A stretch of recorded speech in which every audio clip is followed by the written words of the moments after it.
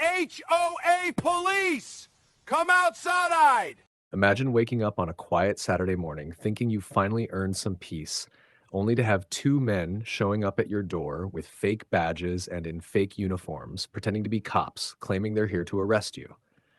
That's what happened to Gavin Miles, a black man who just finished a 6-week undercover mission and wanted one quiet morning to breathe. But the so-called Community Safety Patrol wasn't real police. It was a stunt ordered by Elaine Porter, a ruthless HOA president who thought she could scare him into submission. What she didn't know was that Gavin wasn't some ordinary homeowner. And when this imposters tried to arrest him at his own house, she ended up learning what happens when fake authority meets the real law. It was a slow Saturday morning, the kind that promised peace for once. Inside his kitchen, Gavin Miles, a black federal officer, stood barefoot on the tile floor, still wearing his old flannel pajamas and the faded socks his daughter had given him years ago, back the blue stitched in bold blue letters across the toes. He never wore them to work, only at home, only when no one was watching. For the first time in weeks, Gavin allowed himself to breathe. 6 relentless weeks of undercover work, chasing cartel runners through sewers and busted safe houses, had left his mind heavy. 4 colleagues gone in the last year, too many ghosts for one man to carry. Silence had become his only comfort. Then, out of nowhere, came the sound. Ding dong. The bell cut through the calm like an alarm. Gavin's eyes opened, jaw tightening. No one rang his doorbell. Not on a Saturday. Not without calling first. Before he could take a step, a man's voice barked from outside. Loud, rehearsed, trying too hard. "Resident, step outside immediately." He didn't move. Instead, he glanced down the hallway toward the door, expression unreadable. Setting the portafilter aside, he took a slow sip of coffee, rolled his neck once to the left, once to the right, then walked toward the front entry. Through the peephole, he saw them, 2 men in black windbreakers that read Community Safety Patrol across the back. Mid-30s, maybe early 40s. One had a plastic badge clipped to his belt, the kind you'd print at an office supply store. The other had zip-tie cuffs hanging from his waistband like trophies. Both wore sunglasses, even though the sun hadn't fully touched the street yet. Gavin opened the door just a few inches. Enough to speak, but not enough to show much of himself. "Can I help you?" he asked. The man on the left stepped forward like he'd been waiting for that line. "Sir, we've received multiple complaints. Yard debris, unauthorized flag display, and reported verbal aggression toward an HOA board member. You need to come outside." Gavin blinked slowly. The stench of cheap cologne and energy drink hit him. These men weren't cops, not even close. "Which department are you with?" he asked. Silence. Then the answer, "That's not relevant. What would you do if 2 strangers showed up at your door pretending to be law enforcement? Before we go further, what city or country are you watching from right now?" Drop it in the comments. We love seeing where our viewers are tuning in from. And if you believe real authority should never be faked, smash that like button and subscribe to Story Arc for stories that remind people what happens when imposters meet the real thing. He studied their badges. Cheap laminate, clip art eagle, no numbers, no names. His tone dropped, steady as stone. "You're aware impersonating an officer is a felony, right?" The taller one's jaw locked. The shorter one's hand twitched toward his cuffs. Gavin didn't move. His eyes narrowed. "Let me guess," he said quietly. "Elaine Porter sent you." Gavin's tone was so calm it cut deeper than a shout. The 2 men exchanged uneasy glances. The taller one's throat worked, but no words came out. The shorter man tried to steady himself, gripping his fake badge like it meant something. Gavin held their eyes for a moment, then quietly shut the door. On the other side of the hedge, not 20 feet away, crouched Elaine Porter herself, the woman behind the curtain. 59, bone-thin, hair sprayed into a helmet, lipstick too red for mourning. Her pressed beige pantsuit matched the pale siding of her house so perfectly she almost blended into it. Almost. She wasn't crouching to hide. She was crouching to watch. That was what she did best. Surveillance disguised as civic duty. President of the HOA, head of Neighborhood Watch, self-appointed guardian of property perfection. Her vendetta against Gavin Miles, the new black homeowner, began the day he refused to remove his thin blue line flag from the porch. She'd called it divisive, political, non-compliant. But it wasn't politics she hated, It was resistance. Gavin didn't attend her meetings. He didn't answer her letters. He didn't fear her clipboard. That alone made him a threat. Now, crouched behind his hedge with an off-brand walkie-talkie and a spiral notebook of invented violations, she pressed the talk button like it was a trigger. "Go ahead and enter," she hissed. "He'll fold once you pressure him. He's not who he pretends to be." Inside, Gavin watched her every move through the doorbell cam feed on his phone. Clear video, clear audio, time-stamped, evidence. He turned the volume up so the two men on the porch could hear her voice for themselves. "Go in," Elaine's voice crackled through the speaker. "He's bluffing." Both imposters froze. Panic flickered where confidence had lived seconds ago. Gavin stepped into the doorway again, still in his sweatpants and t-shirt. His posture alone changed the air. "Identify yourselves," he said evenly. Neither spoke. "We don't need to," one finally muttered. "We're here under an active HOA directive." Gavin's head tilted. "Then show it." Silence.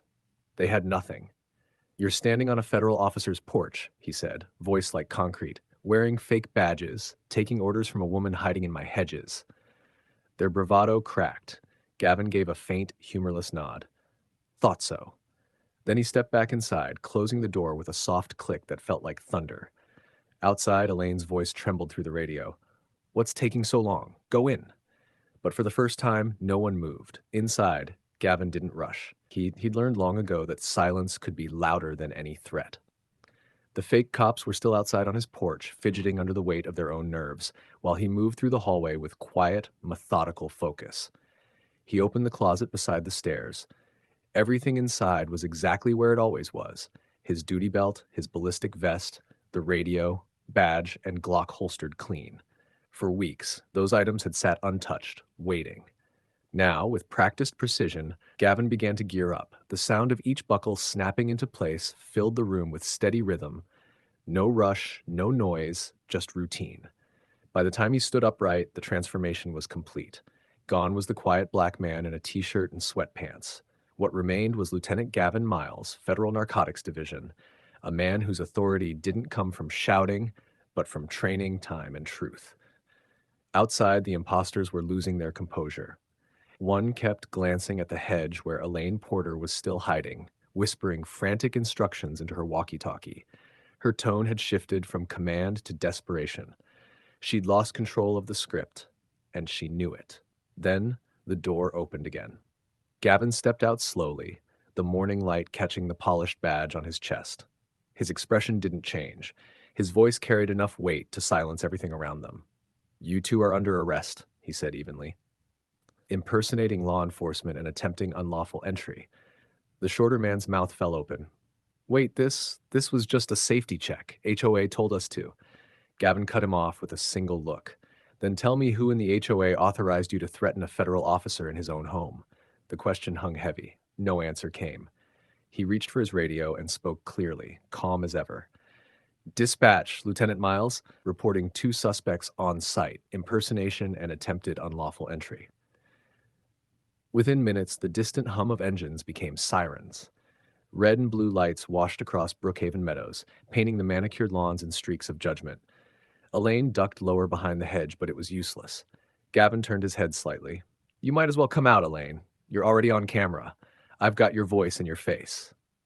The hedge rustled. Slowly, trembling, Elaine stood, clipboard clutched to her chest. "I didn't know," she whispered. Gavin's eyes stayed locked on hers. His tone was cold, final. "You didn't care." The officers moved in. 3 suspects, fake badges, zip cuffs, and windbreakers, all bagged as evidence. The woman who'd ruled her neighborhood through fear now stood under the lights of real authority, and for once she had nothing left to say. By Monday morning, the arrests were official. Elaine Porter and her 2 hired imposters now faced a list of felony charges: impersonating law enforcement, attempted unlawful entry, and issuing threats against a federal officer. The story spread fast through Brookhaven Meadows. Some residents were stunned. Most were quietly relieved. For years, Elaine had ruled the subdivision like a petty dictator, handing out fines, delivering threats, and turning minor complaints into public humiliations. She'd forced one family to take down a child's swing set for violating property symmetry and made an elderly man tear out rose bushes that had been there for decades. People had stopped inviting her to gatherings out of fear she'd report them. But now her power had collapsed. When police led her out of her home in cuffs, the clipboard she never went anywhere without was bagged as evidence, along with 2 imitation badges and a pair of plastic cuffs. For the first time, Elaine wasn't in charge, she was the defendant. Back at his office, Gavin Miles sat behind his desk finishing paperwork while the precinct buzzed quietly around him. His colleague, Detective Cole Ramirez, leaned against the doorframe, holding up his phone with a grin. "Fox wants a statement," he said. "They're calling it the HOA sting. You could do an interview. This is front page stuff." Gavin didn't look up. He just kept typing. "Let the indictments talk," he said. He wasn't after headlines. He was after order, the kind Elaine had destroyed. In court, Elaine Porter tried to play the victim. Dressed in a beige cardigan and a mask of humility, she told the judge she was just a stressed volunteer who wanted to keep the neighborhood safe. Her voice trembled, her words carefully chosen to sound harmless. But that illusion shattered when the prosecutor pressed a key on his laptop. The courtroom filled with her own voice, recorded straight from Gavin Miles's doorbell camera. "Go ahead and enter. He'll confess. He's not who he pretends to be." The room went still. Every juror froze. "You didn't know he was a federal officer?" the prosecutor asked. Elaine looked down. "We thought he was unemployed. He never came to HOA meetings. He flew that police flag. It was political." "The flag?" the prosecutor repeated. "That's your justification?" The judge leaned forward, tone heavy with disbelief. "You hired men with fake badges and plastic cuffs to intimidate a homeowner who happened to be a federal officer because you didn't like his flag or his lawn." The gavel struck once. 18 months in state custody for all 3 defendants. The HOA was placed under federal oversight for 2 years. For the first time in decades, real accountability had landed on their street. The next HOA meeting wasn't held in a lounge or clubhouse, it was in a church basement, under court supervision, no snacks, no speeches, no false authority. Every bylaw was rewritten, stripped of its power to abuse. No more subcommittees, no more community patrols, only verified procedures overseen by real officers. If you believe the law should never be worn like a costume, hit that like button and subscribe to Story Arc. Because the HOA rewrote every rule after learning one simple truth: you don't fake authority at a real cop's house.